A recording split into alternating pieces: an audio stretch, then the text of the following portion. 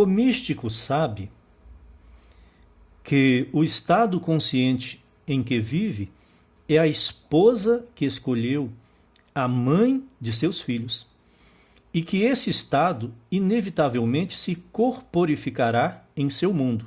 Por isso, ele é sempre criterioso em sua escolha e afirma continuamente ser o seu mais alto ideal, definindo-se conscientemente como aquilo que deseja ser. Quando o homem compreende que o estado consciente em que vive é o companheiro que escolheu, torna-se mais atento aos seus estados de espírito e sentimentos. Ele não permite que sugestões de medo, carência ou qualquer impressão indesejável se instalem em sua mente. Se qualquer sentimento negativo se instalar na mente, irá estragar, contaminar o estado de consciência assumido e, desta forma, também contaminar a realidade externa que será gerada. Tais sugestões jamais ultrapassariam a vigilância da mente disciplinada do místico, pois ele sabe que toda afirmação consciente, com o tempo, deve se expressar como uma condição de seu mundo, de seu ambiente. Assim, ele permanece fiel à sua amada, seu objetivo definido, ao definir, afirmar e sentir como aquilo que deseja expressar. Que o homem se pergunte se seu objetivo definido seria algo belo e pleno de alegria caso se realizasse. Seja cuidadoso aqui. Que o homem se pergunte se seu objetivo definido seria algo belo e pleno de alegria caso se realizasse. O desejo que você quer realizar é algo belo e que trará alegria a você quando for realizado? Se a resposta for afirmativa, ele pode saber que escolheu bem sua noiva, uma princesa de Israel, uma filha de Judá. Pois todo objetivo definido que, ao se realizar, expressa alegria, é uma filha de Judá, o rei do louvor. Jesus levou consigo, para sua hora de oração, seus discípulos, os atributos disciplinados da mente, e ordenou-lhes que vigiassem enquanto ele orava, para que nenhum pensamento ou crença contrária à realização de seu desejo penetrasse em sua consciência. Aqui está fazendo a interpretação psicológica. Quando Jesus foi orar, ele levou 3 de seus discípulos, e esses discípulos representam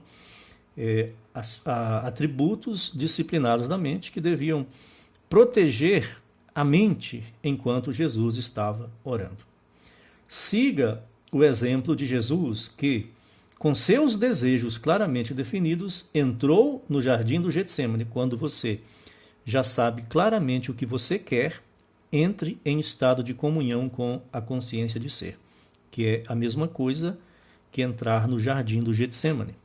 O estado de alegria, acompanhado de seus discípulos, isto é, de sua mente disciplinada. Quando você entra no estado de comunhão interna com a consciência de ser, você deve usar a disciplina que você treinou para desenvolver em sua mente, para que proteja o seu ato meditativo, de modo a que nada negativo penetre ali, nesse estado de comunhão interna, junto com você. Isto é, de sua mente disciplinada, para perder-se em uma alegria intensa de realização, assunção do desejo realizado. Fixar a atenção em seu objetivo foi o comando dado à sua mente disciplinada para que permanecesse vigilante e fiel a essa fixação. Contemplando a alegria que seria sua ao realizar seu desejo, ele iniciou o ato espiritual de geração, o ato de extrair a semente mística, seu desejo definido.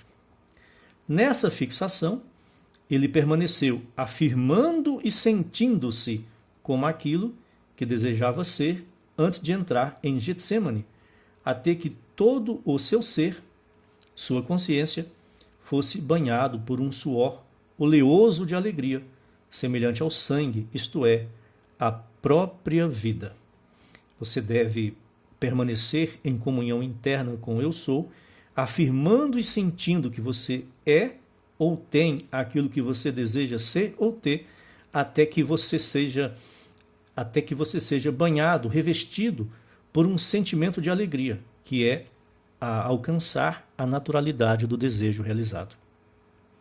Que, em outras palavras, até que toda a sua consciência estivesse impregnada da alegria viva e sustentada de ser seu objetivo definido. Você deve permanecer em comunhão interna, afirmando e sentindo ser o que você deseja ser, até que você alcance esse sentimento de alegria, esse sentimento que é o indicativo de que o seu desejo foi atendido.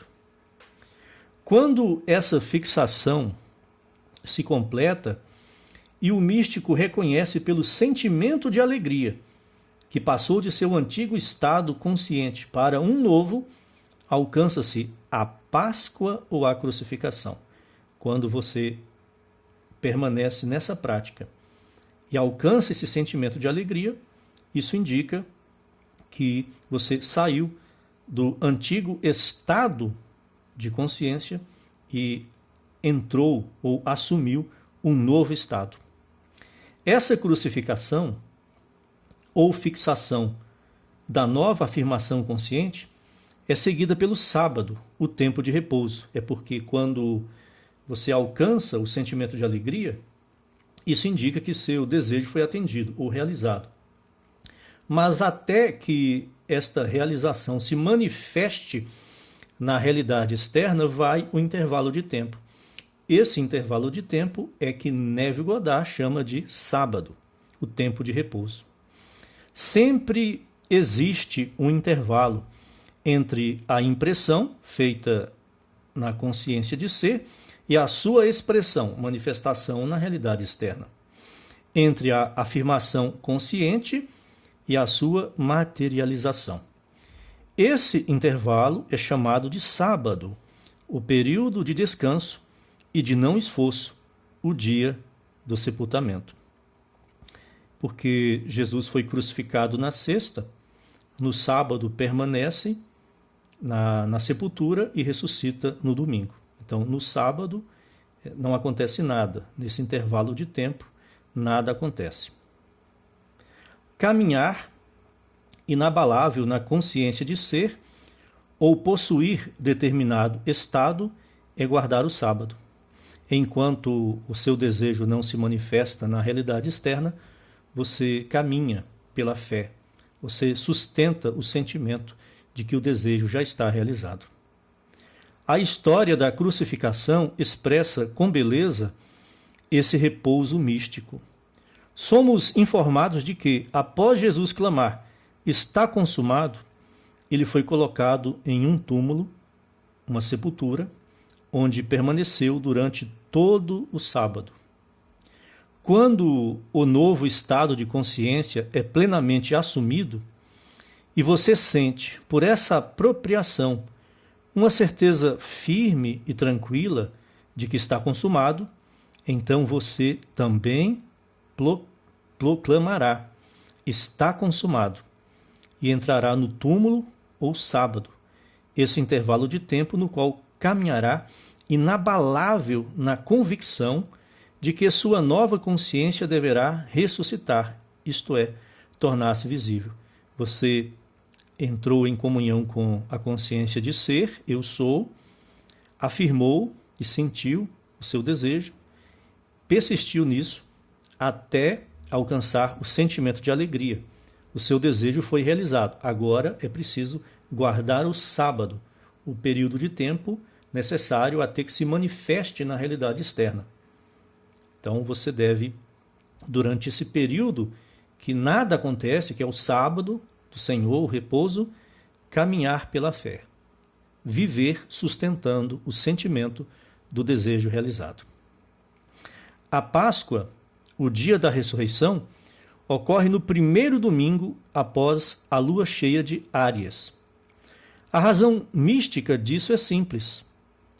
Uma determinada região não precipita chuva enquanto não atinge o ponto de saturação.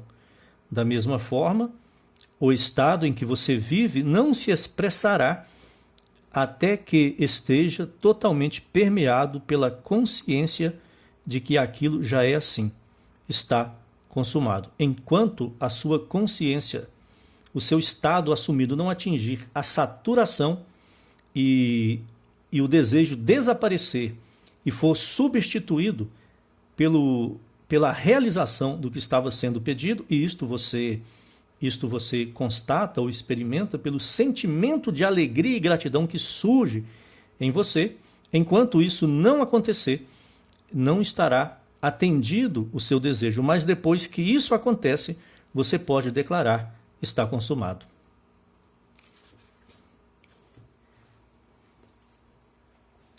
Seu objetivo definido é um estado imaginário, criado pela imaginação e que é tornado real pelo poder da consciência. Assim como o Equador é uma linha imaginária que o Sol deve atravessar para marcar o início da primavera. Neville Goddard ele faz algumas comparações com astronomia, mas isso, como nós já comentamos antes, só faz sentido para o hemisfério norte. Aqui no Brasil, nós estamos no hemisfério sul, essas comparações não têm muita ressonância para nós. Esse estado, como a Lua, não possui luz nem vida próprias. Ele apenas reflete a luz da consciência, o Sol. Eu sou a luz do mundo, eu sou a ressurreição e a vida. Assim como a Páscoa é determinada pela lua cheia em Áries, os estudiosos da igreja que fazem os calendários litúrgicos, eles são estudiosos de astronomia e sabem fazer todos esses cálculos para estabelecer as datas litúrgicas, as datas comemorativas do cristianismo. Assim como a Páscoa é determinada pela lua cheia em Áries, também a ressurreição de sua afirmação consciente é determinada pela plenitude da consciência desta afirmação, isto é, por viver de fato como essa nova concepção de si mesmo. A partir do momento que você alcançou a ressurreição, ou obteve o sentimento de alegria e gratidão, o sentimento de alegria e gratidão de que o seu desejo foi atendido, agora você pode viver de fato com essa nova concepção de si mesmo, porque você já sabe em seu íntimo que isto é real. A maioria das pessoas não ressuscita seus objetivos porque não permanece fiel ao novo estado definido, não mantém o sentimento do desejo realizado, não caminha pela fé durante o sábado, até que essa plenitude seja alcançada. Enquanto o desejo não se manifesta e você está vivendo o sábado, você deve caminhar com a certeza, sustentando o sentimento do desejo realizado. Se o homem mantivesse em mente o fato de que não pode haver Páscoa nem dia de ressurreição antes da lua cheia, compreenderia que o estado para o qual passou conscientemente só se expressará ou ressuscitará depois que ele permanecer firme nesse estado de ser o seu objetivo definido. É preciso persistir, sustentar o sentimento do objetivo definido, do desejo realizado, até que isto se manifeste na realidade externa, ignorando as evidências dos sentidos. Somente quando todo o seu ser vibrar com o sentimento de realmente ser aquilo que ele afirma ser, vivendo conscientemente, voluntariamente, por decisão, nesse estado, é que o homem pode ressuscitar, isto é, realizar o seu desejo. Capítulo 27, uma fórmula. Capítulo 27, uma fórmula para a vitória. Todo lugar em que a planta do vosso pé pisar, isso vos dei, Josué 1, 3. A maioria das pessoas conhece a história de Josué conquistando a cidade de Jericó. O que poucos sabem é que essa história contém uma fórmula perfeita para a vitória, em quaisquer circunstâncias e contra todas as probabilidades. Está registrado que Josué estava armado apenas com o conhecimento da promessa de que todo lugar onde a planta de seu pé pisasse lhe seria dado. Ele desejava conquistar ou pisar a cidade de Jericó, mas encontrou muros intransponíveis separando-o da cidade.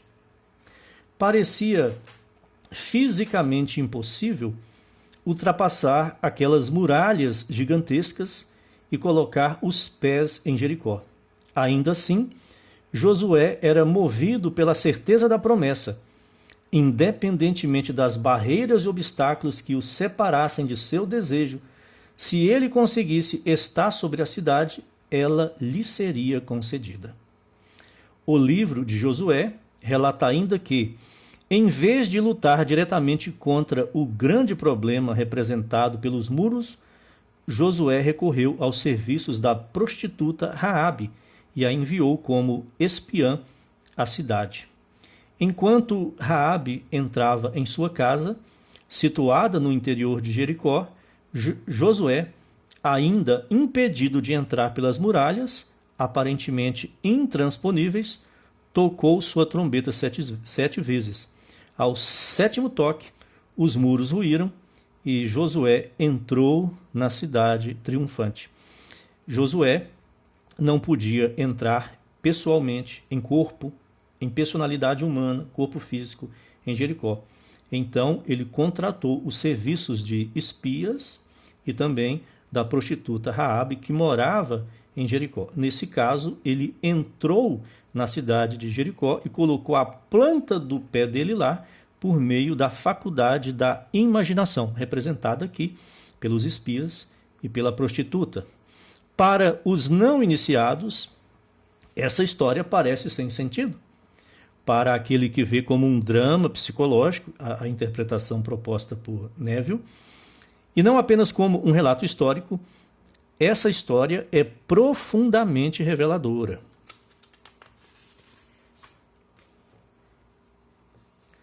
Se seguíssemos o exemplo de Josué nessa história, nossa vitória seria igualmente simples. Josué simboliza para você, leitor, o seu estado atual. A cidade de Jericó simboliza o seu desejo ou o objetivo definido. Você precisa saber claramente o que você quer, o objetivo definido. Os muros de Jericó representam os obstáculos entre você e a realização de seus objetivos. Os muros são todos os problemas, as dificuldades que você tem na sua vida que impedem de realizar o seu desejo. O pé simboliza o entendimento. Colocar a planta do pé em determinado lugar indica fixar um estado psicológico definido, estabelecer o estado de consciência que deverá ser assumido. Raabe, a espiã, representa sua capacidade de viajar secreta ou psicologicamente para qualquer lugar, que é imaginação. A consciência não conhece fronteiras, porque por meio da imaginação, a consciência pode ir a qualquer lugar. Nada pode impedir você de habitar psicologicamente qualquer ponto no tempo ou no espaço, qualquer estado de ser. Para a consciência não existe nenhum impedimento. Você pode, pela imaginação, viajar para o passado, para o futuro ou para qualquer lugar na superfície do planeta. Independentemente das barreiras físicas que o separem de seu objetivo, você pode, sem esforço e sem ajuda externa, anular o tempo, o espaço e os obstáculos. Assim, você pode habitar psicologicamente o estado desejado. Mesmo que não seja possível pisar fisicamente em uma cidade ou condição, é sempre possível pisar nela psicologicamente, criando pela imaginação este fato como se já fosse realidade.